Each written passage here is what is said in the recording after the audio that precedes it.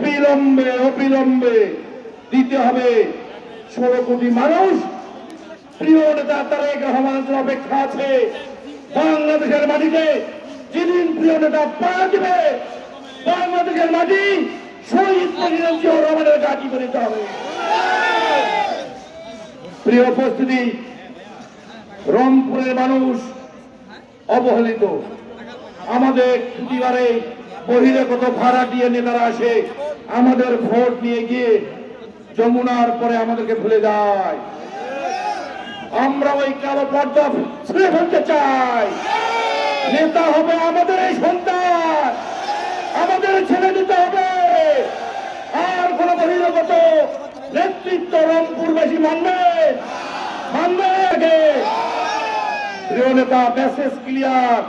তারেক রহমান বলেছে যে নেতা গ্রেপ্তার হয়েছে শেষ সদস্য সে ওই দায়িত্ব নেবে। শহীদ হয়েছে, বিপ্লব সংগঠিত হয়েছে, 25 বছর বৈষম্য হয়েছে, উন্নয়ন থেকে রংপুর পিছিয়ে আছে।